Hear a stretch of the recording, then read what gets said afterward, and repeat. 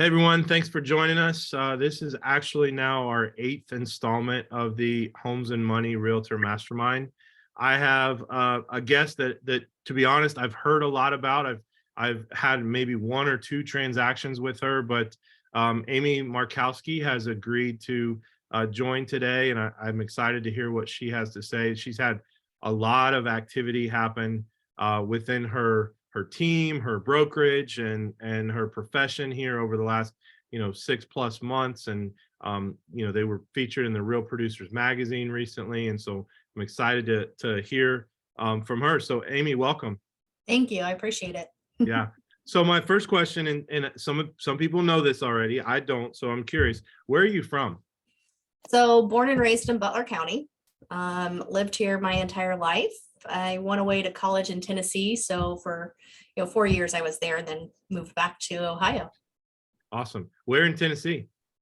It is in Greenville, Tennessee. Okay. So an hour east of Knoxville. Oh, cool. And when did you get started in real estate? So I got into real estate not knowing anything about the industry. Kind of felt led to get my licensed. Thought it would be a great opportunity for some supplemental income for my family, and then realized, about a year and a half into it, I really liked what I was doing. So I was working full time, but I was also doing real estate basically full time, but part-time type level, and wanted to take a leap of faith and get into real estate full time. But right when I made that decision to do so, I found out I was pregnant with our now youngest. So it was a very scary time, but I was determined and I really wanted to make it happen. So I took that leap of faith and went into real estate full time. It's been the best decision. Awesome. And then we talked a little bit about this before, and I know this can kind of lead into some other questions, but have you been with the same brokerage your entire career? So been through many different brokerages. I've been through different brokerages throughout my career, but we finally found our home here at Robert.Mortgage. We Awesome. moved here in January. Okay. Now you have a big team. A lot of them are on this call. Yeah. Thanks for the support, guys. Yeah. When did you first start building your team? So, like I said, I got into real estate early on, about 2013. When I first started, I knew I wanted to build a team because I didn't want people to go through the struggles that I went through. It can be a very confusing and lonely world out there in real estate as a solo agent. So even though I had no idea what creating and develop a team even looked like, I wanted to make that a reality for people who wanted to get into real estate and be successful in it. So like I said, I got into real estate licensed in 2013. In 2016 is when I started building my team. And my coach at the time had recommended that I hire an assistant first. So I did that. I hired Sam, who is still with me today. And then I also hired the same year the first T. Markowski agent, who is Jesse, who is actually still with us still to this day as well. So, awesome. So from 2016 to where we are today, we are now a team of 11. Awesome. And you said your coach kind of helped lead you through this process. What were some of the biggest hurdles, if you will, like places that you stubbed your toe that you really wanted to try to help people kind of avoid? Yeah. So it was, it took me a while to say, yes, I was going to do it, right? It's scary to say, hey, I'm going to financially be responsible for these people, and I have to actually know what I'm doing and train them, right? So the process that I got to with helping and implementing that has been developed over the years, right? From where we started to where it was just me and Sam to where we are today, we have started developing systems and standards and implementing those to be where we are today with the amount of agents and admin staff that we have on the team. Awesome. And so you said your team looks like 11 today. Is that correct? Yep. And how many of those 11 are buyer's agents? How many TCs, et cetera? So we have 4 full-time administrative staff positions. So Sam, who was my first hire, she is my director of operations. Jessie, who started out as a team agent, she's still a realtor. She is now in a leadership role. I haven't yet given her an official title because we're still ironing out all of the details of what does her role look like as we move into growth. And then Sarah is our marketing and client care coordinator. And Paige is our transaction coordinator. She's also a realtor. Then we also have Maria, Christina, Samantha, Tanner, John, and Carrie are all full-time realtors on the team. Wow, awesome. And so exciting. I ask you this, but I want to rephrase it. You kind of did a relaunch. You didn't necessarily launch your own or start your own brand. You've had your brand since like 2016, like you mentioned, but you did a relaunch. What made you decide to do this? And what's your vision with this relaunch? Absolutely. So the Markowski team has always been our brand, but we did join a new brokerage at the beginning of the year. We're now with Real.Mortgage.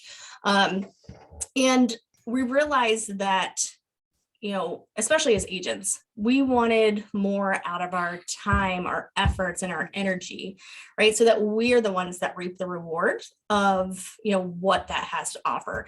And Real.Mortgage offered that opportunity for us. They're an iCloud-based brokerage.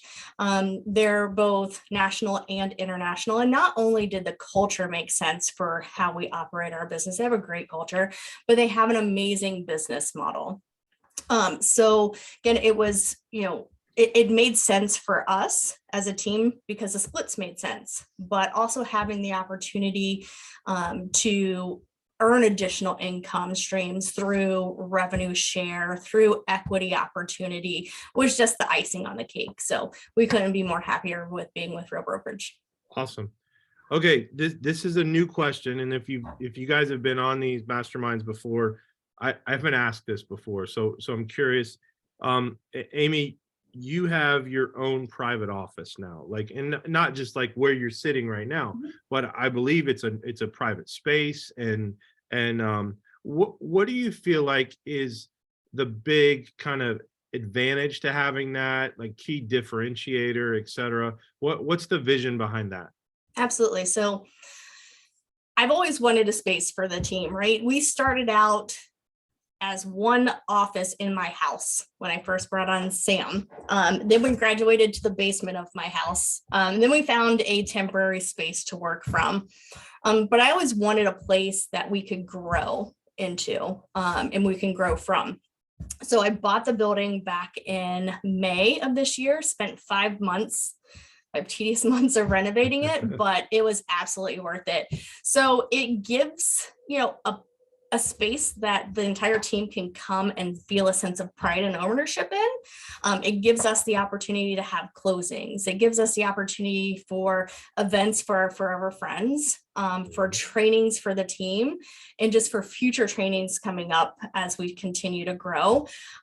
So our agents come together, they prospect together, our admin staff have private offices. So it's just really a place that people can come and feel that sense of pride on being on the Markowski team, especially as they continue to run and operate their business. Yeah, like a home turf type mentality. Yeah, right? absolutely. Yeah.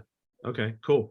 And then I think you operate all over town, but is there a specific niche that you would say? And obviously you've got 11 team members, some of them doing their own production, some assisting with others.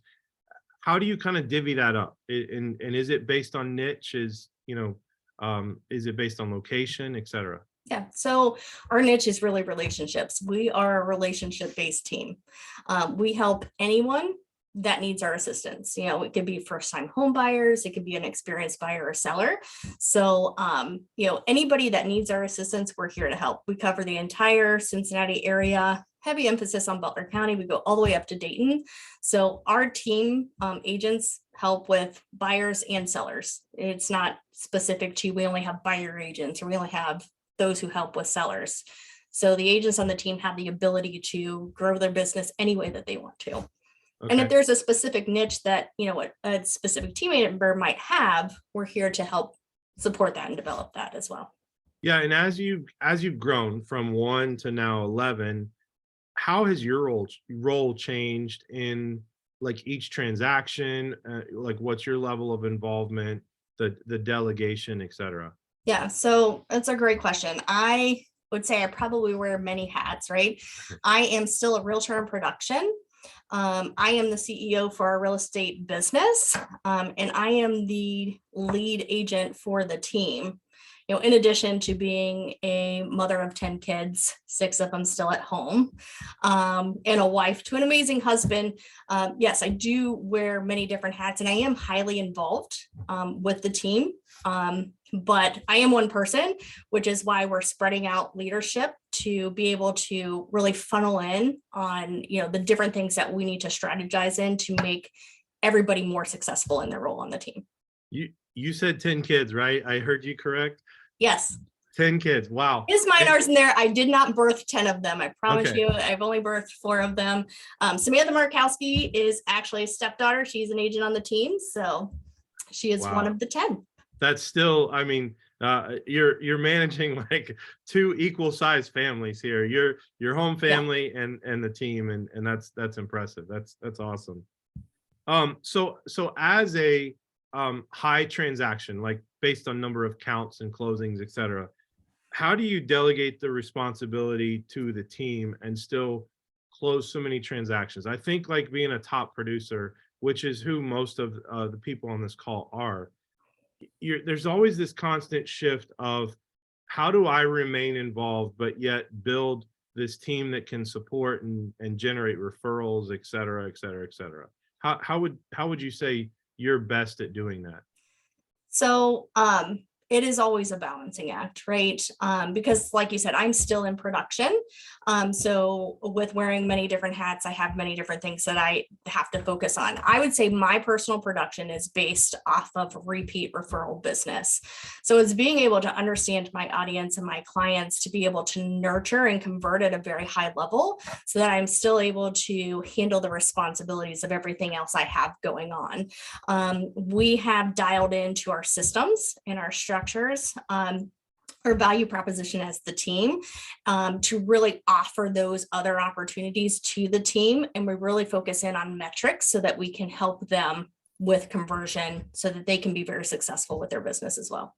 So you're kind of involved in goal setting with each of the team members and kind of trying to hit metrics and activity levels, et cetera. Is that? Yep. So each agent can develop their own goals, right? It's not the Markowski team has this massive goal and we have to fit people in it. Everybody on the team develops their own goals, and we're here to help with those metrics of, okay, here's the goals that each agent has designed for themselves. How do we help them get there? And collectively, that becomes the goal of the team. Wow. Wow. And so, along with the goal setting and allowing them to kind of create their own vision for themselves and their trajectory, you're helping manage that, but then also still producing at a high level yourself, correct? Yes. Okay. And what is your plan for growth? What is your thought behind the Markowski team, but also you said you're the CEO of your business. What are you kind of hoping to accomplish there? Absolutely. So I would say that our growth to date has happened very organically. The people on the team are, in some way connected to us from, past relationships, past clients. So it's always been an organic growth. But our focus moving forward is going to be on intentional strategic growth, so that the team, the Markowski team, hits a high level of business. But also by doing that, we help achieve the goals of each agent on the team. Okay. So growth is definitely a focus of where we're going while preserving the culture of our team. Yeah. And so in this market, it's been different. I don't use the word difficult, but it's been different than it has been in the previous couple of years. And then right now we sit here, it's like 2 weeks before Christmas, maybe give or take a day. What types of things are you and your team doing right now to try to generate referrals and past client follow-up and nurture those relationships? Yep. So nurturing is a big thing. I'd say, a good amount of our agents came into the business right during the pandemic, right? So they haven't understood or experienced what seasonality actually is. So it's different. It's different for people like, oh, so, now you're realizing you have to work twice as hard to get the same results. So we have our set times as a team that we prospect. We call it our DSO. And it's all about being very intentional and systematic with the people that you're in connection with, people that are in your pipeline, people that are already our forever friends, our SOI, all of that, and really dialing into that and staying very intentional in those conversations, because what we do today is going to show up in 60 to 90 days. We're very focused around relationships. So we stay in constant relationship with our forever friends throughout the year, at least 4 times throughout the year with different events that we do. Okay. And events is kind of a hot topic right now. Last week, Danny Barron talked a lot about the events that he does. What is your event strategy as a team and as a brand? So we actually just did a holiday photos, the beginning of February or beginning of December is when we always do those. It's a great turnout. People love that opportunity for photos. So we do holiday photos during December. In springtime, we do another photo session. We used to do Super Bowl, but pandemic shut that down and we haven't been able to, get back into that. Right. But we also do VIP events for our clients during a specific time range because of the amount of growth that we've experienced. A VIP event at Strickers Grove, absolutely one of our most favorite events that we do. I mean, we all love all of them, but that's a very popular one. And then we do one in the fall at Niederman Farm that everybody seems to enjoy. So strategically, at least 4 times a year, we are having events specifically for our past clients that we call our forever friends. Yeah, and it was really eye-opening to me again last week when we got to talking about this, that when you're planning an event, you kind of are unaware of the touch points that are created from the event, from the invitation to the follow-up to the reminder to the thank you, et cetera. And I think that's huge. And so for you, you mentioned 4 per year. That's got to be like somewhere between 30 and 40 touch points per forever friend. That you mentioned. So absolutely. Right? And it's very strategic in our approach on when we send out invitations, how we're sending out, which media we're doing it, so that we are coming from contribution first and foremost for all of our people, but we're intentionally having conversation or interaction with our clients at least 4 times a year. Awesome. So what is the biggest piece of advice that you would give your fellow agents to kind of I'm going to 2-part this. So what's the biggest piece of advice you would give them now as we're middle of December heading into the holiday season? What would you tell your fellow agents right now? Success is simple. It's not easy. It's one of my favorite phrases, right? Know what you want and stay consistent and disciplined to make it happen. When the motivation wears off, which it will, is when the discipline really has to kick in. Like I said, in this shifting market, you're going to have to work twice as hard to get the same results. So ask yourself, how are you showing up every single day to reach the goal that you've set for yourself? Always know where your vision is and where you're going. Know what your big why is and wake up every day with a grateful heart and the discipline to put in the work to make it happen. Sure. And so you mentioned the second part of this question is you mentioned the shifting market. What's the best advice in this shifting market? You've got, I'm sure, agents on your team that came into rates that were 3%. Mm-hmm. And you've probably got other agents on your team that came into 9 months supply of housing, right? So what types of advice are you leading with and kind of teaching and suggesting to your team members today? Yeah. Nurture. Stay consistent. Know what the systems are. Dial into those, and everything that you do, make it an intentional action, right? So the stuff that you're doing today will show up. The hard work that you put up in today is going to show up 60 to 90 days from now. It might take calling someone 14, 15, 16 times before they actually pick up the phone. It might have, mean that you have someone in the database for 900 plus days, but you reach back out and you finally make a connection, right? So, until that person, that lead tells no, it's still an opportunity to nurture. Yeah, absolutely. Absolutely. Okay. These are all the questions that I had. Amy, is there anything that we didn't kind of discuss that you'd like to add? And then I want to open it up to, I mean, 17 people today, Amy. That says a lot about Yeah, you. But I'm honored. Thank you. 17 people. Anybody will have a time to ask a question as well. Is there anything that we missed that you feel like is really important? Like I mentioned, the Markowski team is growing. So if anybody out there has questions about the Markowski team, always happy to have those conversation. If anybody is interested in having conversation about, what opportunities there are with real brokerage and how impactful that can be for, your future, I'd be honored to sit down and just grab coffee, come check out the office. I'm super proud of the space that we've created. So any kind of questions, I'm an open book. So if there's anything you have questions about real estate, about the team, about real brokerage, just reach out to me. Yeah. Okay, well, I know because he told me. I'm going to put him on the spot, but Scott told me that he specifically had some questions for you today, Okay. and that's why he wanted to be here. But anybody that has a question, just raise your hand or unmute yourself. Miranda usually has some really good questions. I know Lee's on here today, and he can't always be here, so you guys feel free to ask questions. That's Scott Ferguson. Yeah, Scott Ferguson. Hey, Scott.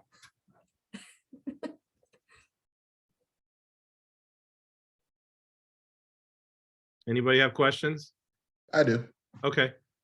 What would you recommend, or what will be your advice to a new agent?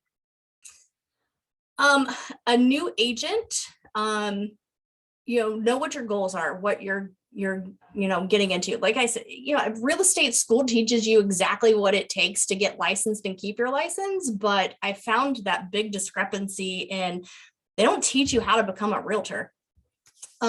So find a team, that you jive with, and if a team's not your thing, find a mentor, because having guidance in this industry is super important, because it's not like you can just learn real estate. Every transaction's different, every process is different, and making sure that you build connections within this industry will help you along in this path.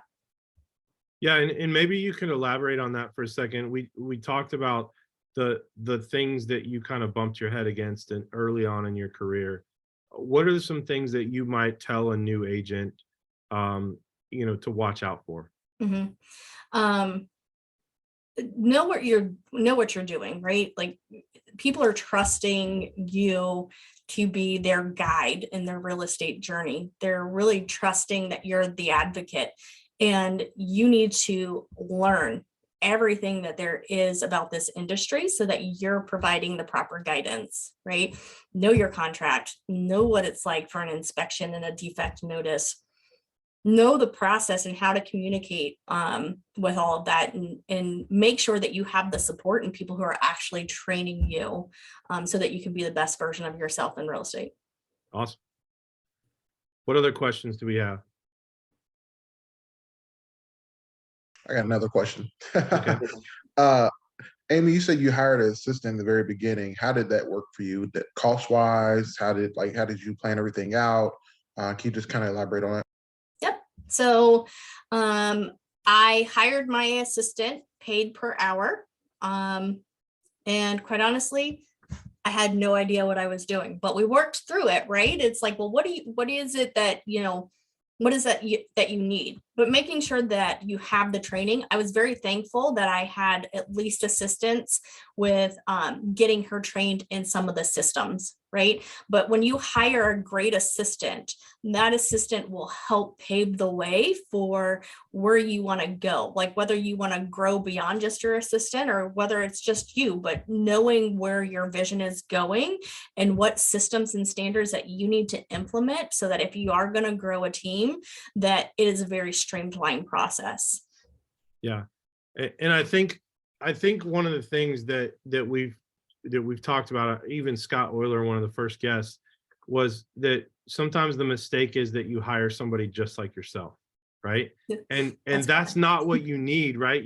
So you need somebody that maybe has more detail skills because your job is to go sell houses, right? And find people houses. So, you find somebody that has more details and those kind of attention to detail skills. Yeah, right? you need to find your complement, because when, if you're a big thinker and you're out there making messes, you need somebody that's going to be able to help clean it up.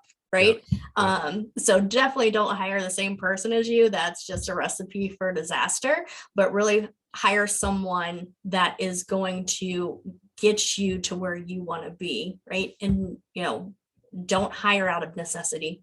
Yep. Hire because it's an intentional good fit, because when you hire out of necessity, most of the time it does not work out. Right. Okay. Other questions? Scott, we got I you got yet? it. Oh, go ahead, Lindsay. Hey, Amy, how are you? Hey, Hey, how are you? Good. And I may have missed it. But question for you. So I know you said you had, what was it, like 4 admins or something like that? Yep. In the beginning, when you were hiring, like, what are your thoughts? Like having licensed versus non-licensed administrative help? Like which has been more beneficial, and do you have non-licensed, or how does that work?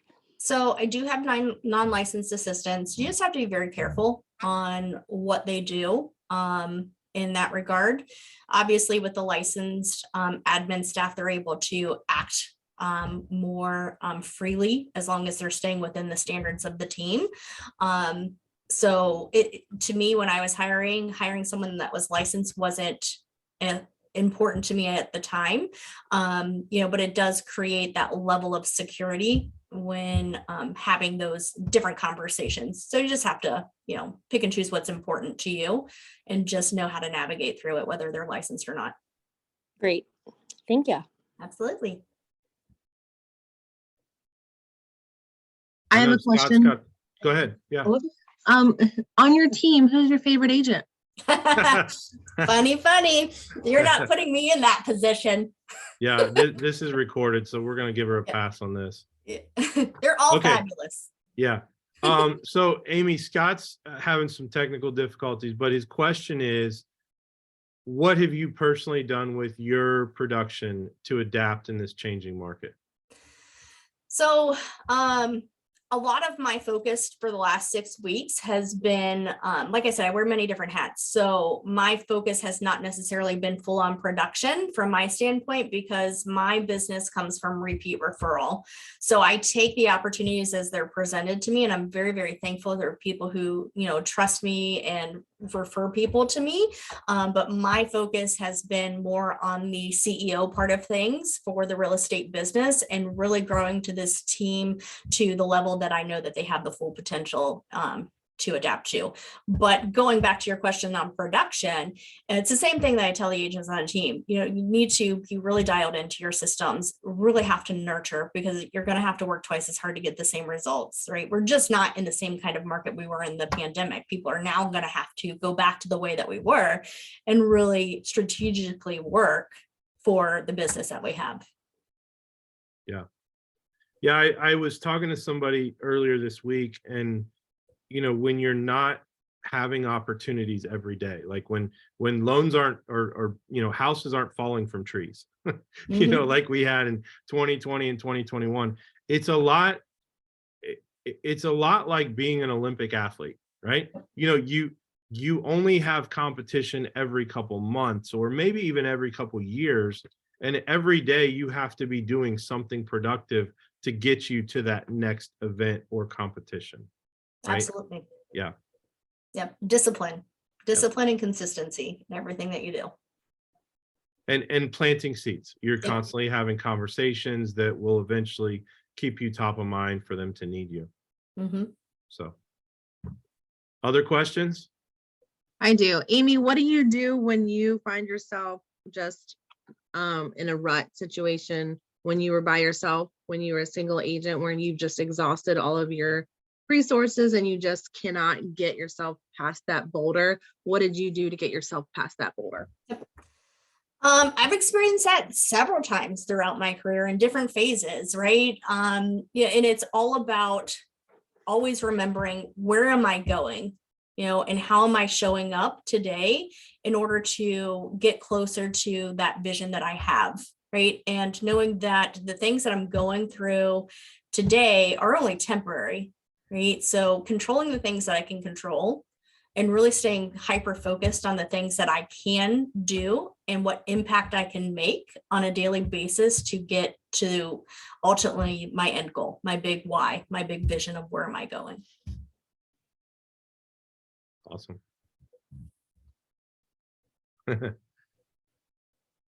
Any other questions for us?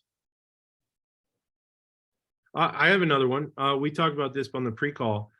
Amy, what are you doing? This is kind of a little bit more advanced, but what are you doing for a social media type strategy to keep people excited, interested, letting them know that there are opportunities out there? What's your strategy behind that? So that's why we have a marketing department, because they're better at all of that than I am, and can be completely transparent. I'm horrible at videos. Like even this Zoom call makes me extremely nervous, but I always tell my team, get comfortable with being uncomfortable until the uncomfortable becomes comfortable, right? So in order to, preach what I'm, do what I'm preaching, I have to be doing it too. So I have to step out of my comfort zone. So it's all about, how are we going to redevelop our strategy when it comes to, social media promotion, brand awareness, because that's what we do want to focus on, the brand awareness for the team. Right. Right. Okay. Any other questions? Yeah. Otis said, "Hey, surprise, you're on video now." I know. Otis made me do it before, and I'm like, people are really wanting to put me out of my comfort zone, make me get on video, but it's okay. Yep. Great. Well, if we don't have any other questions, Amy, I really appreciate it. I think this has been fantastic. You have a wonderful team that supports you, and that's evident by them being here today. And I appreciate all the questions, from Lindsay, Scott, etc. So I just think that you're doing a great job, and I think that the more you cast your vision, that's going to be infectious to the people around you, and then they're going to trickle that down, etc. So thank you for joining us, and thank you for doing that, and thank you for agreeing to be a guest. Yeah, I appreciate the opportunity. Yep. All right, everyone. I appreciate it. We are going to take the next couple weeks off for the holidays. We'll pick up the mastermind in the first part of January, and I look forward to it. Thank you, guys. Thanks, guys. Thanks. ya. Merry Christmas. Bye. Bye.